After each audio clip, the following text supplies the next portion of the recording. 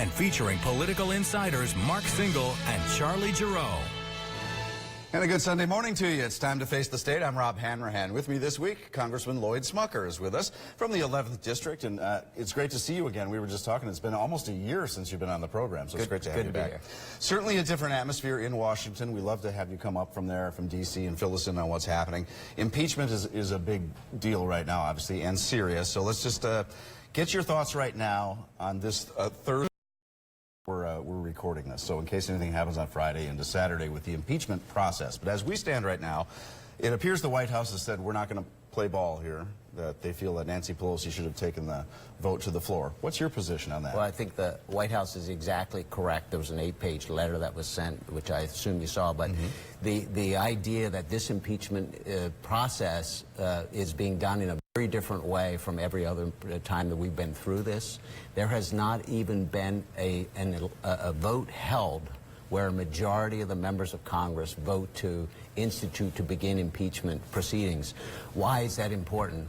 This is a rush to judgment which is not allowing for due process to occur. For instance, members of the minority cannot use subpoena powers to talk to witnesses. In every other impeachment process, that was the case. Because the vote opens that up. Exactly. Right. And the president's team really can't defend the president in a way that he should be able to do. It's a rush to judgment by the Democrats. Obviously, we've seen this over the last 3 years, ever since the president was elected. They've decided shortly after he was elected that they wanted to override. This is what's almost scary about this. It's overriding the will of the American people. Here is someone who was duly elected.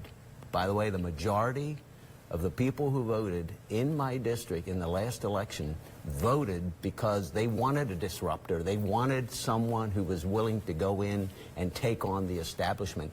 They love what he's doing. They love his policies, but the opposition from the time he was elected has decided they were going to remove him from office, take any steps they could. They wanted to impeach him, settle on that as the best way to do it, and have been really casting about for a reason to be able to do that. Three things that I got to ask you about with that, just from the Democratic viewpoint. The Speaker of the House does not have to hold a vote to open up an investigation.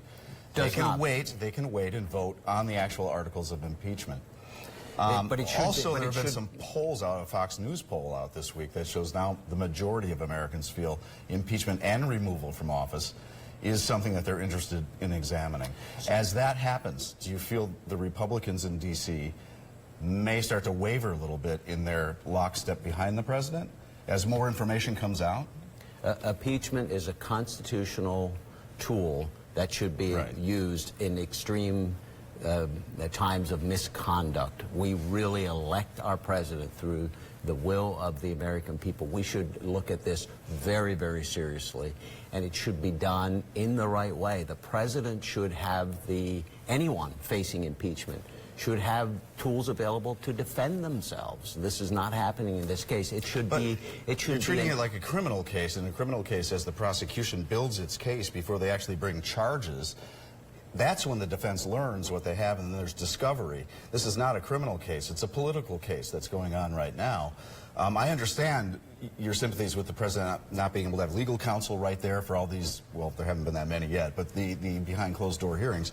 But some Congress people have managed to get into those, some Republicans and some Democrats, to at least listen in. Well, it should be open to the American people. So, for instance, Special Envoy Kurt Volker, who, what he has to say, he was the envoy to Ukraine, so what he has to say is very, very important. As the American people are watching what is happening, there was a 10-hour hearing, 3 committees, where he testified. That is not open to the public. Why are we not being transparent so that the American public continue to engage and continue to understand what's happening? I'm told by Congressman Perry that it is not classified information in there, but it's not being released. It's not classified. I'm not part of any of those committees, but I'm told by people who are in the room the reason that it's not being disclosed is that it sort of undermines the very premise of impeachment, that there was a quid pro quo between the president and the president of Ukraine. And he says very clearly, according to those in the room, that that was not the case. So this is information that ought to be released to the American public. What about the text messages between the ambassadors, the EU ambassador and the ambassador to Ukraine, where the ambassador to Ukraine basically says, I don't think we should be trading political favors in elections for national security? So, you know, what's interesting is we have, I agree we should not be trading favors and we should not allow other countries to meddle in our elections. But the idea... Should we allow the president to ask other countries to investigate political opponents? Well, so this was a sitting vice president, literally, and it was the country that we knew had been meddling in the 2016 elections. Why is it that suddenly those who were very interested in understanding what was happening with meddling in elections, as we all should be, suddenly that's not important anymore? It is not unusual.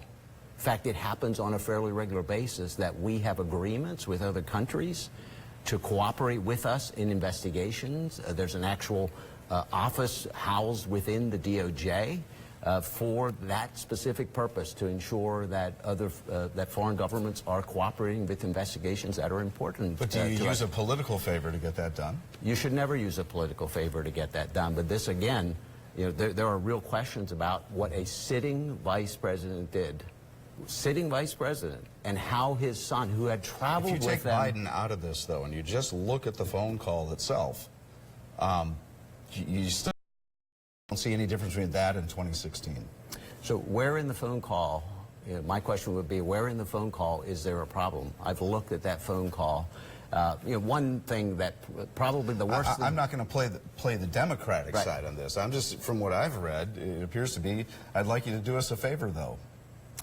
It was talking about cooperating with an ongoing investigation to root out corruption in the country and to understand what had happened in the 2016 elections. I don't think there's a problem with that. Even though Biden and his son's name were mentioned specifically? Biden was involved with what was happening in Ukraine at that time while he was sitting vice president. Okay. How do you feel about the situation in Syria?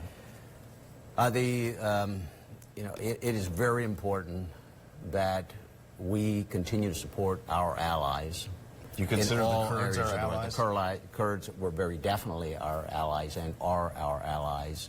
They, in fact, were instrumental in rooting ISIS in that particular region of the world. So I think it's a mistake for us to withdraw our troops. And the idea that we would sort of allow Erdogan, who essentially has become a dictator, has turned what was once a strong democracy into something much closer to a dictatorship. Should Erdogan be coming to the White House? The fact that we would just allow him to invade and probably slaughter, reports that we're getting back are not good at all. But to simply abandon the Kurds, I think, is a terrible mistake. And then another problem is there are thousands, I think 11,000 ISIS prisoners. These are people who are out to harm us. And as soon as they get out, we won. We won the battle with them with the help of the Kurds. So to put all of that at risk and put us back in a situation where you see that kind of destabilization of that region of the world is, I think, a terrible mistake. Tough times in Washington, D.C. Congressman Lloyd Smucker, my guest on Face the State. The insiders are standing by. They have questions for you, and we'll continue with Face the State on CBS 21 right after this.